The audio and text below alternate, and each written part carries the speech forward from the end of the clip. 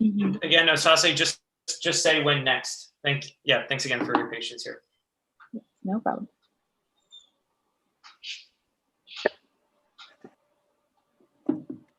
All right, we're going to get started. Sorry about the delay. Again, my name is Linnell Williams, and I am going to be presenting to you guys one of our workshop facilitators / presenters for today. Her name is Osase Omorui. Osase is a first-year graduate student at Harvard Astronomy. She's in the PhD program and is also pursuing a AM or a master's in history of science. She graduated from Yale College in 2019 with a BS in astrophysics and completed her thesis on interstellar bubbles and their impact on star formation. She also completed a second thesis focusing on evaluating astronomy's role in racial capitalism and imperialism in South Africa as a joint project in the astronomy and history of science departments. Currently, Osase studies the physical properties of star-forming galaxies and is interested in researching Western astronomy's ongoing relationship with colonialism in the global South.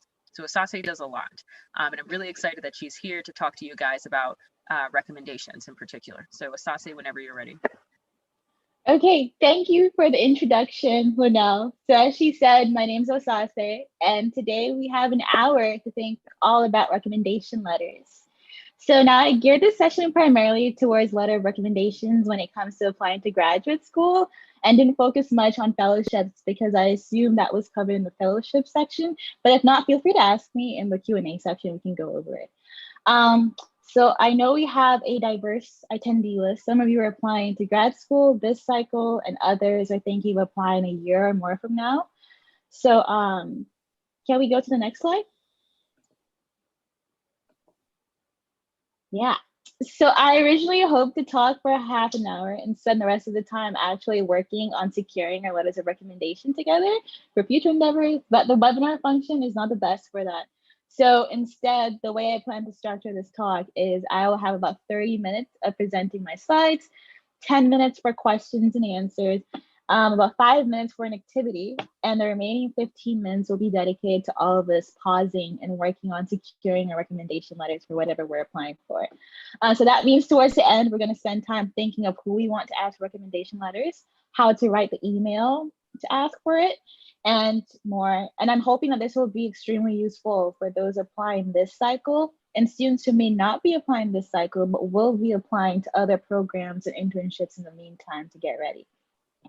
Okay, so before we begin, I'm going to put the link to the presentation in the chat just so you guys can, just so y'all can follow along and make notes on what I say rather than what I've already written for you. And so you can also think about your specific situation and ask questions in this chat or wait until the Q&A. Okay, so here is the link. You should all be able to access it, panelists and attendees. Okay, so you can open that separately and look at the slides as we go through and take notes. Okay, so let's begin. Can we go to the next slide? Awesome. So in this hour, we're going to cover 7 main questions, like what are grad schools looking for in a letter of recommendation? What kind of recommendation letter do I need and how many do I need? Who do I ask? How do I ask? And what if they say no? And if they say yes, what materials do I need to help make those letters strong? And should I waive my right to view letter of recommendation? And when is the best time to do all of the above and ensure letter of recommendation is actually submitted on time? So can we go to the next slide? After answering these questions, we're going to have a discussion on 3 main topics. So the first is common complications when asking for letters of recommendation and potential solutions to those complications. The second is telling the truth about letters of recommendation. And the third is how to minimize getting overwhelmed by doing all of this. Okay, so if you are a college student, you are probably very familiar with the concept of a letter of recommendation because you needed them to apply to college to get in any internships or fellowships you apply for college too. For the graduate school admissions process, however, recommendation letters are a bit different. So can we go to the next slide? So references are used to do 3 things. grad schools want to use your letters of recommendation to rank you compared to your peers. So your reference writers will have to fill out check boxes comparing you to your peers and pass students on a number of measures, which could include your research capabilities, your personal characteristics, your potential to succeed in your field of choice, and your English language abilities. So these ratings will take the form of marking off a checkbox, such as like the best student in my 10 years of teaching, the top 5% in my 10 years of teaching, maybe the best in my current class, top 1% this year, top 5%, top 25%, top 50%, or bottom 50%. You do not want a recommendation letter that says you're the bottom 50%. But yeah, another way that those recommendations are used is to give applicants who are weak in certain areas a second chance. For example, if your GPA and test scores are not stellar, a really glowing recommendation letter from a prominent professor or researcher can really sway the admissions committee if they ever had any doubt about you. And lastly, letters of recommendation can be used to account for extraneous situations. So if there's not enough space in your personal statement or research statement to explain any anomalies on your transcript, like for example, if there was a death in your family and that semester's grades are starkly different from any other semesters, the letter is a chance for that to be addressed. Next slide. So the next question is, what kind of recommendation letters do I need? So grad schools are primarily looking for three things in a letter of recommendation. They want to see that you've done or that you're capable of being able to conduct a research project. This means if you've done research or had practical experience, you want recommendation letters from those advisors. The more research letters you have, the better, since grad school is primarily about doing research. And in a research letter, they want to know about your knowledge of the field, your skills like in coding, your creativity, your originality, intelligence, work ethic, and independence. They also want letters that highlight your academic skills. So you want a letter of recommendation that can speak to your academic accomplishments, your potential, and thorough understanding of the material. Lastly, you want a recommendation letter that highlights your really great qualities as a person and potential as a great scientist. So they're looking for qualities like integrity, maturity, interpersonal skills, your leadership ability, communication skills, teamwork skills, and just the ability to work with a diverse group of people. So how many letters of recommendation do we want? Next slide. So most programs require at least 3 letters of recommendation and allow you to submit up to 5 if you believe the extra letters will help describe you better as an applicant. All in all, you want as many research letters as possible and maybe 1 academic focused letter from a professor or 1 academic and personality focused letter. Okay, next slide. So now the question is, who do you ask? People you should ask ordered from best to worst. So best is someone with whom you've done research, say a professor at a university or a supervisor in industry. Or if you've taken a long time after college before thinking of going back to graduate school, you can ask for a letter of recommendation from a supervisor at your most recent job, no matter the type of work that you did. Because these people are the best to ask for a recommendation letter, because the main thing grad school admissions committees are concerned about is how you'll fare in research. But you may be wondering, like, what if my research mentor was a postdoc or a grad student? Is it okay to ask them for a letter? So letters from faculty members or the equivalent, like a senior staff at a national lab, will usually carry a lot more weight than an application. However, if the person you worked with primarily is a more junior person, one thing that you can do is ask the professor to write you a letter of recommendation using the draft letter written by the junior person that you worked with. Okay, next slide. So the next best option is a classroom professor. So the best classroom professors that will write you a strong letter of recommendation are those that you've really gotten to know well, whether by taking a small seminar course or by visiting them in office hours and just talking with them. So sometimes a letter from a professor who knows you well will turn out to be a lot better than a letter from someone whose class you got really great grades in, but you never really got to know. If you don't know anyone well, you don't need to be the professor's best friend, but you can get friendly by having conversations with the people that you think are cool and do cool work, every once in a while, and just like going up to them asking for advice. Okay, next slide. So another good option is your academic advisor. An academic advisor may not be able to, comment necessarily on how you did in the class or in a lab, but in some cases, it can be very good to get a recommendation letter from an advisor if you've had an unusual educational track or a disruption to your studies. Also, if they did actually teach you in a class or you did research with them, that could make for a very strong letter since they've known you for at least 4 years. Next slide. Okay, so you should be cautious about asking for a letter of recommendation from an advisor of one of your non-field related extracurricular activities.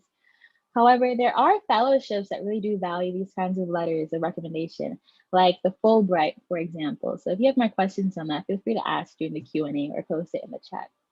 And then lastly, you should never, next slide. Lastly, you should never, it is never appropriate to ask a family member, your significant other, or a friend to write you a letter of recommendation for graduate school. It does not work. Next slide. So all in all, the person you want to ask for a letter of recommendation should know you at least well enough. And ideally, at least one of your references should be from the field in which you want to do grad studies. But it's still perfectly fine to have references from different but generally related STEM fields. Okay, so the next question on the next slide. Awesome. So how do you ask someone for a letter of recommendation? And what if they say no? So you can ask in person, over video chat or in an email. Here is an example email template that I have on the left. So in all cases, you must still send an email reminding the person how they know you, why you feel their letter will be useful in speaking to a certain aspect of your application. And then you want to ask the professor if they can write you a strong letter of recommendation. Extra emphasis on the strong, like bold it, and include the earliest deadline. You also want to bold that.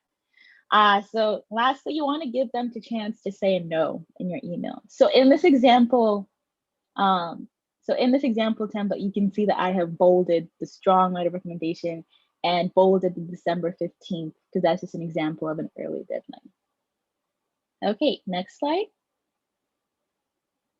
So if they say no, you want to accept that answer.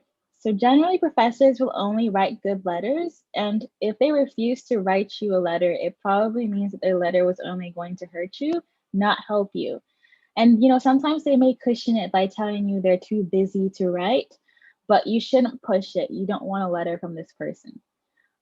What you do want is an enthusiastic response where they agree to writing you a very strong letter of recommendation. Now, if they say yes, but you're not sure if they're like really enthusiastic about it, like, some professors will say, okay, and then sent from my phone. If you're like a bit confused about that, we can talk about that later on in the discussion.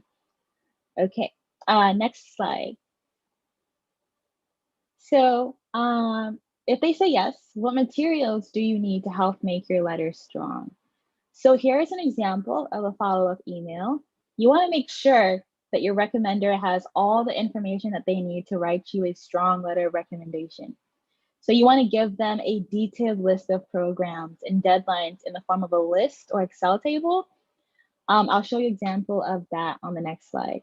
You want to include your CV, a page describing your relationship with them, which experiences with them you feel speak best of you, and which aspect of your CV and personal characteristics that they can really highlight. So you also feel free to use a lot of headings and bold font and italics to make it easy for them to find relevant facts in this page summary. You also want to send a draft of your graduate statements if possible. And if you decide to add more programs or remove a program from your list, let them know as soon as possible. So if you look at the email on the left, I begin it with a pretty brief introduction explaining why I'm emailing them And here I'm asking for a letter over email, but if you ask in person, you can send something similar as a follow-up. But always remember to emphasize that you are asking for a strong letter of recommendation. But next, sorry, 1 second. But yeah, so I mentioned I've attached all the materials they will need and conclude by putting the first deadline in bold font in the email. Brief thanks, well wishes. And this is generally a good template to follow. And so you want to send them a table or a list that looks like the next slide. Yeah, so basically you will have the due date, the name and location of the graduate program, the website for the program, what you're interested in doing at that program, and most importantly, how they should submit the letter of recommendation. So usually programs have like 3 ways that you can submit one.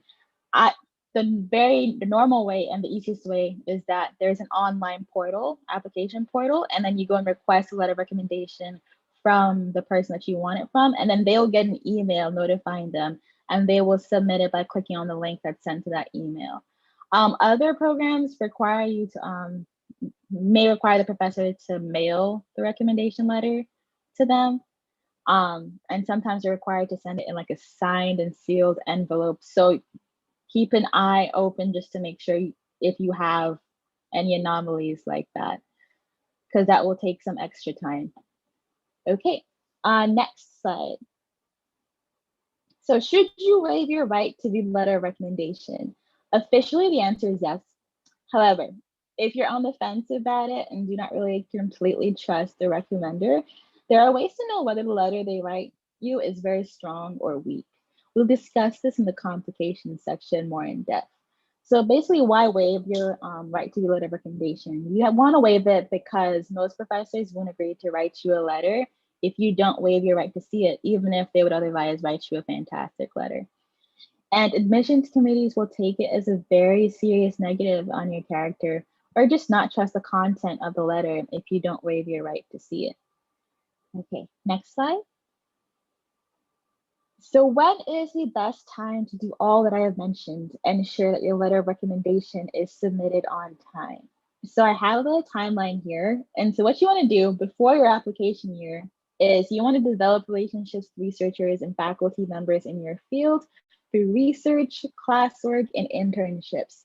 You want to keep your advisors updated on what you're doing when you can. For example, if you present a research poster for work that you've done together, you can meet with, you can send an email to that person saying like, hey, I'm doing this by chance, just to like keep them updated on what you're doing. Additionally, like you can meet with a teacher in office hours to discuss your life and work, just asking them about their research and like what you would want to do in your research career potentially. So then I recommend starting in July of the application year. In July, you want to research and create an initial list of fellowships and grad schools that you want to apply to. So it's pretty chill. Don't overdo it. And then between August to mid-October, you want to send out emails to 3 professors that you want most to write you a recommendation letter. So you want to ask them if they would write one for you and explicitly state when the first deadline is, and that you'll follow up with them closer to the deadline when you have your preliminary materials ready. So I say mid-October because the earliest grad apps are usually due December 1st for fall 2020, but this can also vary. So I recommend double checking. I know some programs require applications in like September because you want to matriculate in the spring. So it really depends. So that's why I recommend starting in July to make sure you have a list of the dates and deadlines and places you're interested in. Okay, so then at least 3 weeks before your first deadline for letters of recommendation, you want to input your recommenders into the program's online system. You do not need to have a complete application to do this. This is very important. The system will notify them automatically. Okay, there's something in the chat. I've always thought that questions about waiving your right to view letters of recommendation was a trick question, since I'm guessing that way they would most likely reject you if you didn't waive that right. Yeah, pretty much. You always want to waive it for graduate. I don't know if anyone has tried it and not waived it, but yeah, generally you just want to do that. Okay, so next slide.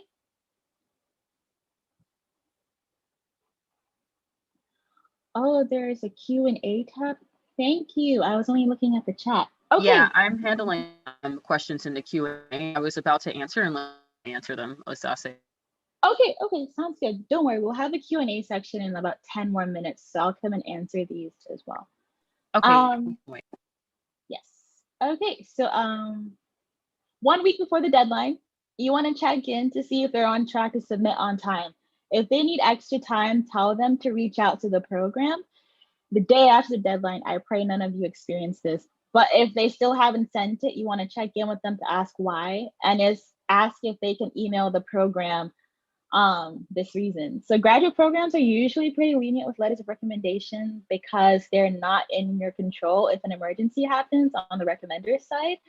For programs with rigid deadlines, you want to have an extra recommender just to make sure you'll have at least 3, because that's usually the minimum they require. And after you're accepted, which all of you will be, you want to send a thank you email and inform them of your success. Okay, next slide. So we're finished with questions, not Q&A questions, but like those slide questions. And so now we're going to have a discussion. So now, so let's talk about potential complications when soliciting letters of recommendation. So unfortunately, as women of color, we're very likely to have at least one toxic relationship with an advisor due to STEM's racist culture. And this can really harm you in the admissions process, because if you fail to send in a letter from a research experience, the committee will probably just assume that your research experience went super poorly. So if you're in a scenario where you've had like an abusive or toxic mentor, here are some potential solutions. Next slide. If you've had like an abusive or toxic mentor or an advisor who agrees you to write you a letter of recommendation but does not seem enthusiastic about it, we're going to talk about solutions. Sorry, next slide. Yes. Okay, so if you've had an abusive or toxic mentor, some options that I've thought of is that if you have several other good research experiences, you should choose from those instead of the bad one. However, the bad one is usually the super significant one, unfortunately. And if this is your thesis, for example, you can look to see if you can get a co-advisor on the work and have them write you a letter instead. And 3, although they may be awful, mentors need you to be successful for their own reputation. And if you've had a negative experience with this person, but they still agree to write you a letter, you could try applying to a different program with their recommendation only and ask the program for feedback on your application and specifically on the recommendation letter.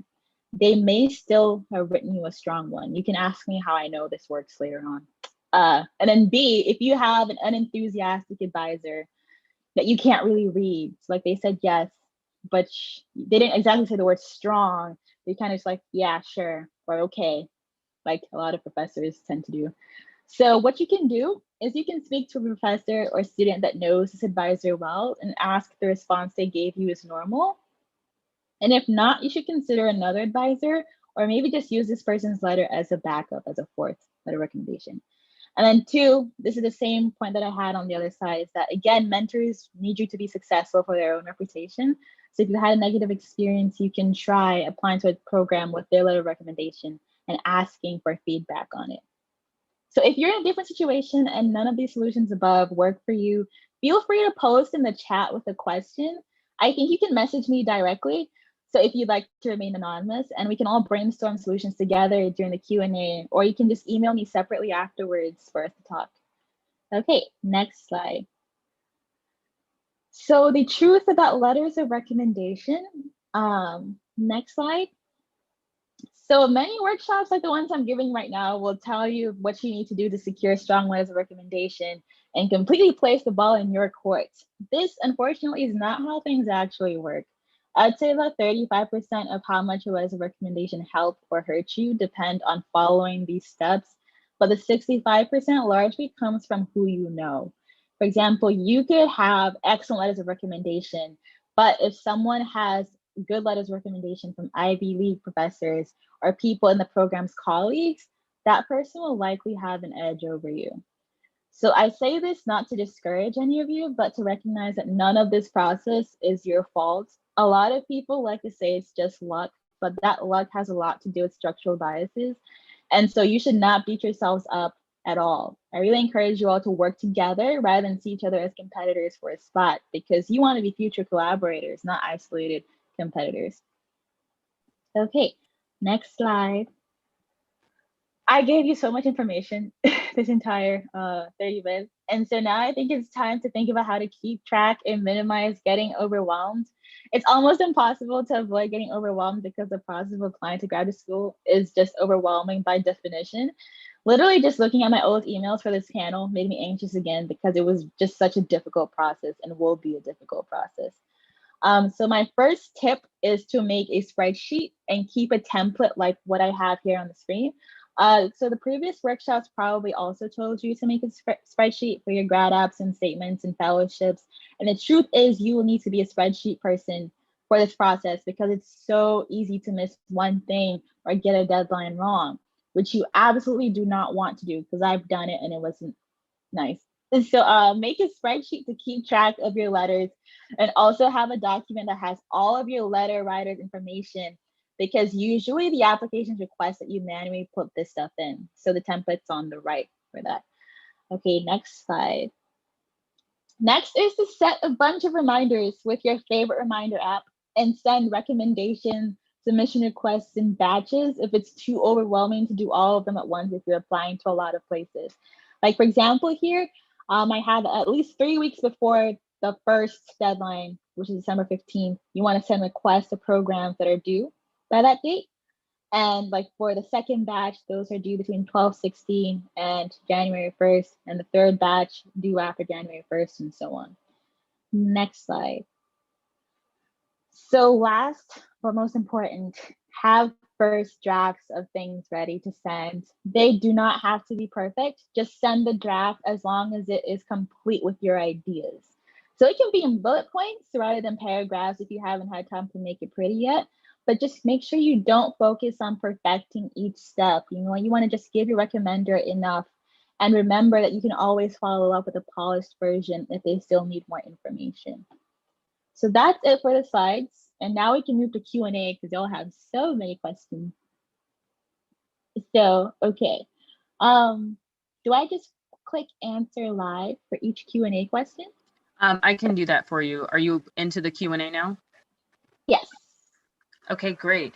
So we're going to take some questions. So you guys have a few options. You can place them in the Q&A, but you can also raise your hand if you would like to answer the ask your question in real time as well, and either click take off your unmute yourself and turn your video on if you would like, but I guess we can just go in a row with the Q&A going first. So it looks like Nancy asked, what if a professor tells us that we should write our own letter of recommendation and they will provide their signature? You should try to avoid those professors. It can go either way. Like you could, if you are confident in your writing skills, you could write yourself a really strong one. But the thing is, like a lot of professors, they have a lot of experience writing letters of recommendation and they know what the graduate programs want.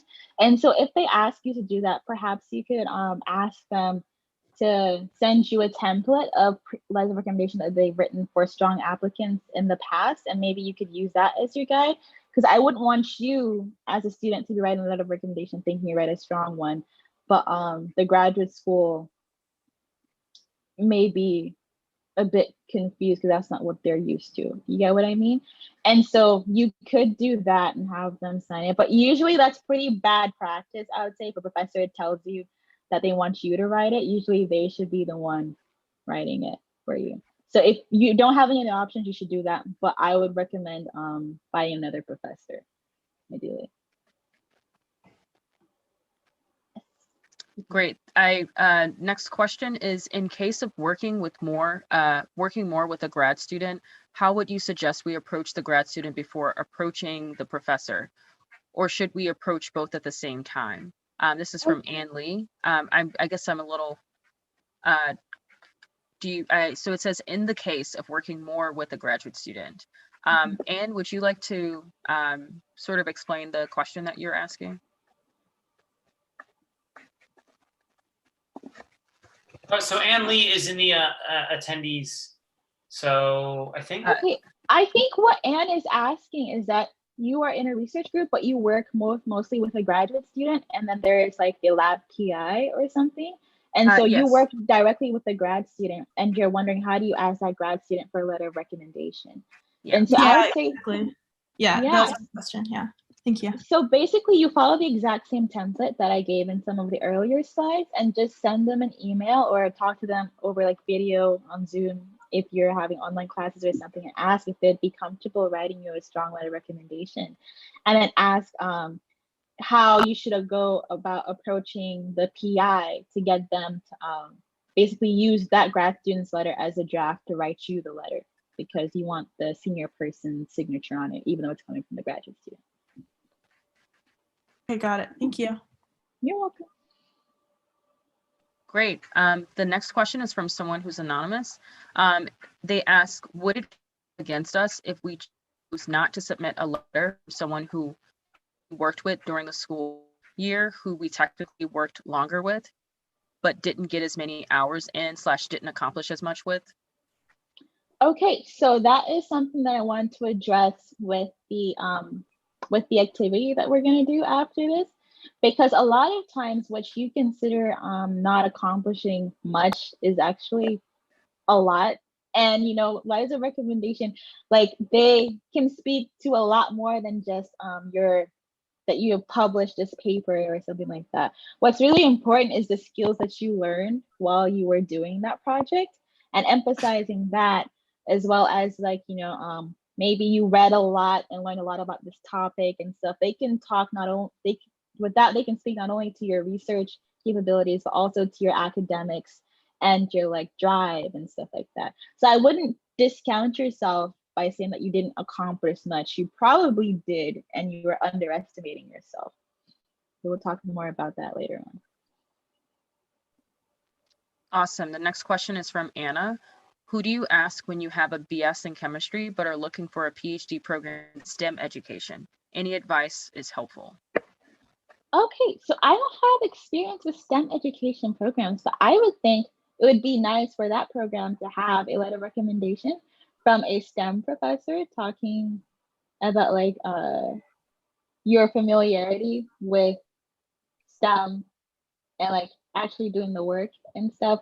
But I'm assuming STEM education, the purpose is to focus on how to like teach STEM better. And so they could also speak a little bit to that, as well as other professors you've had that may have encouraged you to go into the education route, because then you can ask more like humanities professors that you've had as well, I'm thinking. Does anyone else have suggestions for that one? If you've ever been a TA or a course assistant, yeah, that might also be somebody to or might be a professor could speak to your experience with like the like, I don't know, like thinking about pedagogy. Yes, that's good. Awesome. I don't see, oh, wait, there's another question. So Alejandra is asking, if you did an internship with your potential advisor in graduate school, could you ask them for a letter of recommendation? Yeah, absolutely. That would be great, especially if you're applying to that graduate school, because you're getting a letter of recommendation from one of the faculty, I'm presuming, that's there. That'd be great, especially since you worked with them. Awesome. And we'll take one more question so that Asase can move to the next part of her segment. So Amber's asking, can you speak more about the effects of not asking a research advisor for a letter? I had a poor experience with one, and I'm worried that not having a letter from the advisor will be more of a detriment to my application than having a basic letter from him. Yeah, so this is pretty common. So I would say in this situation, so speaking from my own experience, I had a poor experience with a research advisor, and I really didn't think he liked me. However, by doing that like trick of just applying to a different program with their recommendation letter only, and then asking for feedback on it, I realized that they had actually written me a really strong letter, even though I thought they did not like me, and I absolutely did not enjoy my time working with them either. So you can try and see if they would still write you a strong letter of recommendation regardless. However, if you think that is super unlikely, sorry, something that you could think about is, did you work with anyone else on that project? Was there like a graduate student in that group, for example, maybe? that you worked more closely with, that you could trust them to write a that you could trust them to write a letter of recommendation for you, and then they could have the advisor just sign off on it and send it, so that way you can have the person that you trust write the letter of recommendation for you. Great. Yeah, so we have a little bit more than 15 minutes left. Osase, if you would like to move to the next segment, that would be great. Okay, so next slide. Yeah, thank you. Oh, if you have any questions, feel free to email me. I'm pretty responsive, so just email me and we can like discuss privately, and I can like, if I can't help you, I'll find a friend that has more experience than me and they can help you. Next slide.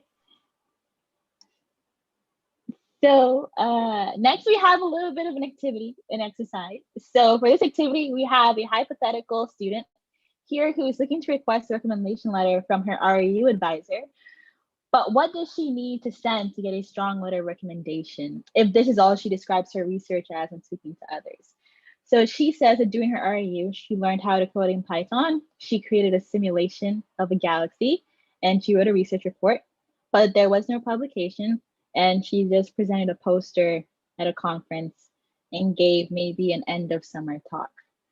So based on what we've discussed so far, what do you think that she could give to the advisor to write her a super strong letter of recommendation? Like in her summary sheet, what could she potentially put there? Does anyone have any ideas? Is there like a raise hands feature or something? There is, but yes, for the folks that are active participants, you guys can raise your hand. So maybe give them maybe 5 seconds to think about this. And if anyone has an answer, please raise your hand, or actually just unmute out.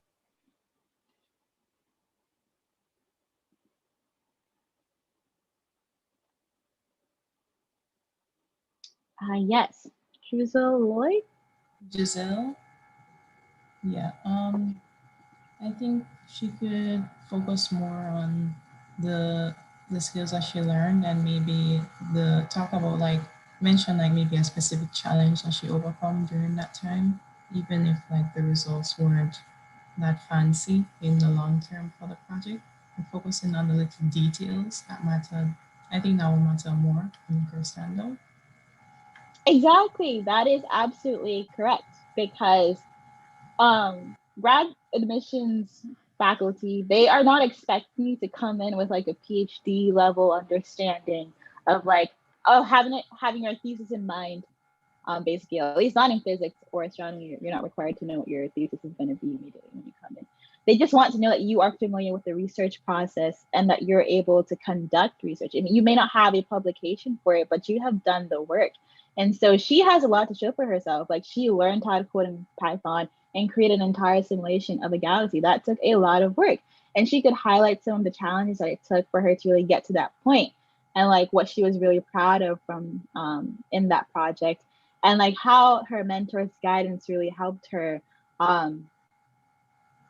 to really put all of this together. And you know, she may think, oh, I didn't do that much, but the program required her to write a research report at the end of the summer. In order to write a research report, you had to have done something. And so that is also something that you can give to your advisor to see, so they can really like pull from specific examples of what you have done. And also, presenting at a conference is super important, because presenting your research is very key to being a public researcher. And so that is also something to really highlight in your summary sheet. And also put on your CV as well. Okay, so in your CV, for the CV part, like what would she need to give the letter writer if her CV is not complete yet? What does the letter writer need? Does anyone have any ideas?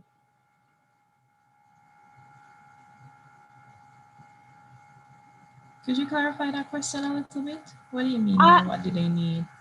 Okay, so what I mean is that you have a CV, you haven't completely updated to show everything on there. However, you want to send out these recommendation materials to the professor. So what does the professor need to see on her CV to write her a strong letter of recommendation? I So would the say, answer to, oh, sorry, you can go. Yeah, that's great. I was gonna say like maybe an Excel with like deadlines and like links to the programs and sort of like boxes to like say whether or not they finished it, or just something that they can like look at that's not just your email. Oh no. So when I say I'm talking about like the CV, like talking about like your resume and stuff, like what you've done throughout your undergraduate career, maybe postgraduate career if you're a non-traditional student. So I think something that they could put on their CV is literally just what is relevant to the researcher. So you really just want to have you really just want to have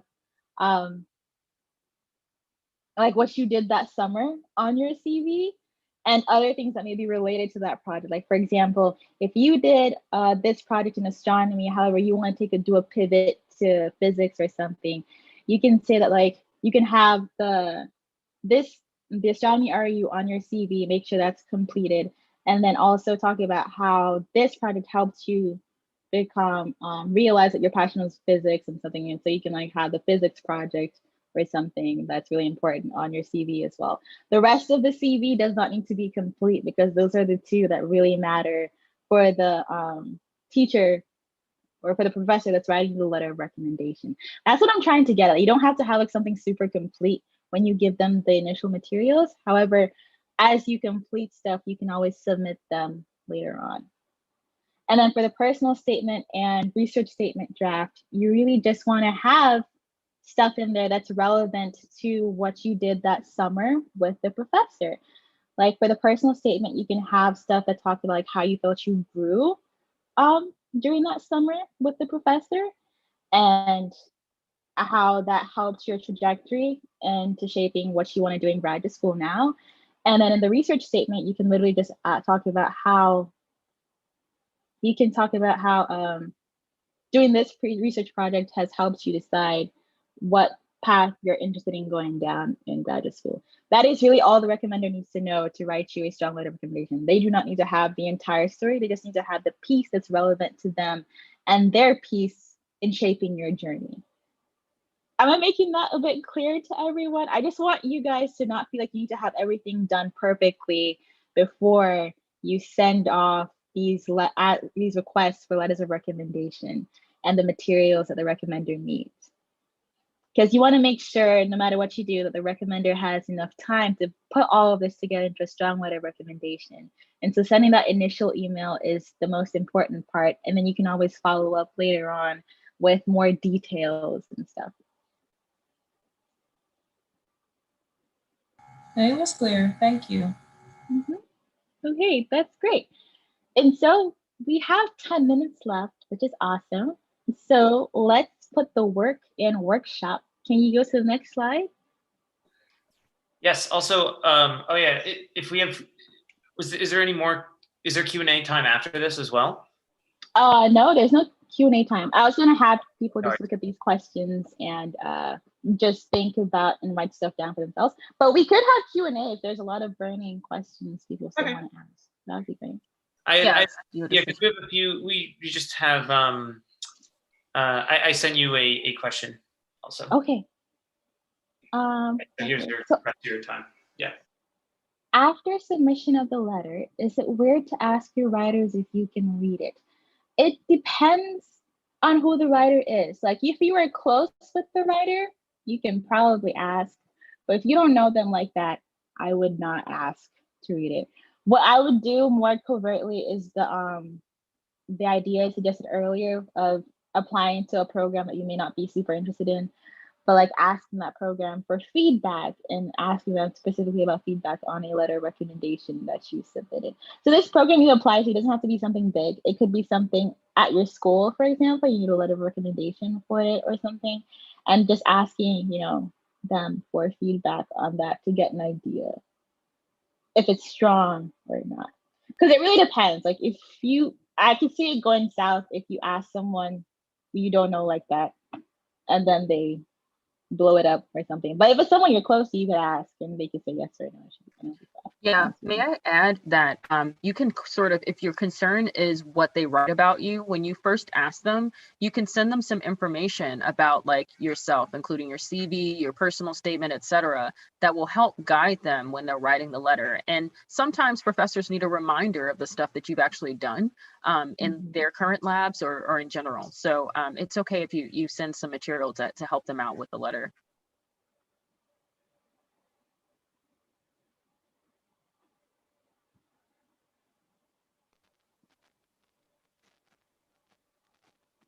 Okay, I see more questions in the Q&A. Should I just answer those or will you guys do it as well? So if you would like to, in the next 8 minutes, finish Q&A, we can do that. If you would like to finish this slide or the next slide, it's up to you. What do you think is effective? Yeah. Yeah, so this slide was just for us to take the remaining 8 minutes to just like think about these questions and maybe journal about it and like write some of the answers you thought down. But I mean, I did give you all the link to these slides, so you can do this on your own time somewhere else. But I can't, and I think maybe the Q&A would be more useful for y'all currently.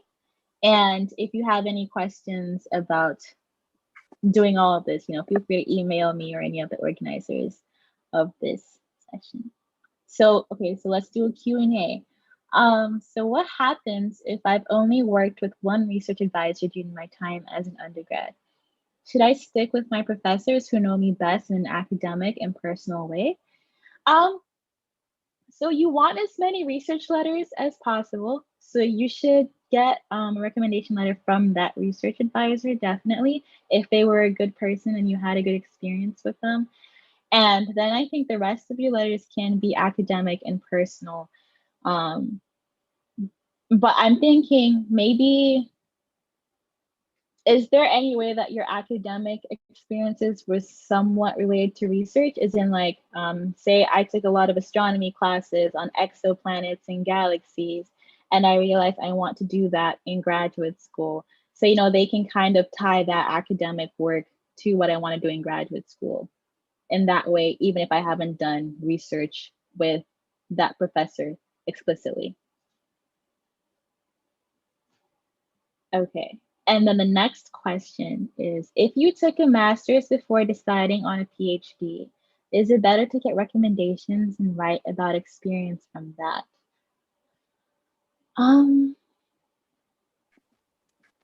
I can take this question because I do. So I had a master's before I decided to do PhD. What you did undergrad, about the things that you did in graduate school as well. I think it sounds like the question sounds related to the statement of purpose, but it's also okay for letters from folks that you have worked with in research capacity from even if you decide to do a master's as well, especially if you've done research for a significant amount of time. So when I applied to the NF, I asked for a letter from my research advisor in addition to my advisors who were in my master's. Ideally, though, for your letter recommendation to your PhD program, it's good for you to develop strong relationships with your research advisors and ensure that they're able to write a recommendation for you for your next step. So that's what I did when I applied coming from a master's.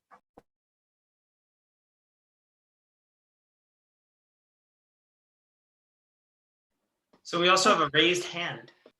Oh. Yes, you may unmute yourself and ask your question. Yeah, hi. I had a question about like if my research supervisors have both been grad students and they both work under the same professor, and I wanted to get like letters from them, like how would that work if I'm already getting a letter from that professor as well? That is an interesting scenario because you've done two different research projects with the same professor. So I think in this case, when I say like different letters of different research letters, it really just means I'm assuming that each letter corresponds to a different project. However, if you've done both of the projects with one PI, I think that's even stronger and kind of holds weight of two research letters. even though it's still one. And so you could still get recommendations from other academic people, from other people to speak to your academics and personal stuff. Or you could get, if there's another senior person in the group and it's not just a professor, maybe there's a postdoc or something, you could have them write the second letter if you really want to have 2 research letters specifically. Okay. But I think the one talking about both projects should be good. Okay, thank you. You're welcome. I see a question in the chat that we may have missed. It says, after submitting the letter, is it, no. How do we send a friendly reminder to our recommenders to submit their letter? Exactly like you just said. You can like just check in and be like, hey, I just wanted to ask you about the progress on the letter. And if there's anything if you need any help with anything, or if I can provide you with any materials.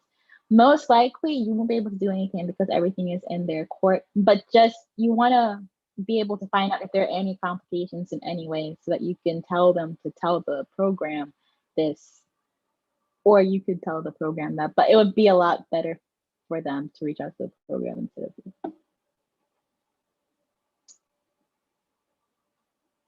Okay, is there any other questions?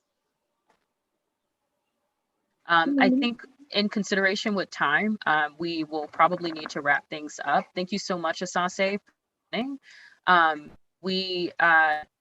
Thank you so much for presenting. Thank you guys for being here and watching the presentation.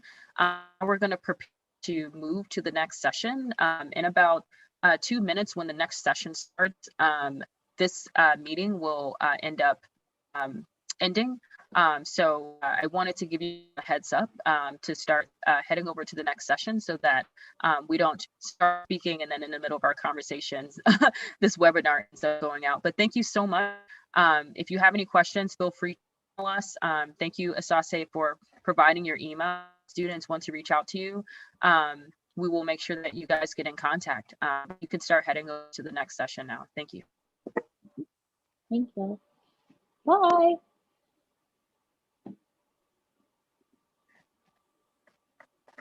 Thank you so much. Yeah, thank you so much, Asase. Thank you all too. I'm glad you liked the presentation format. It was amazing.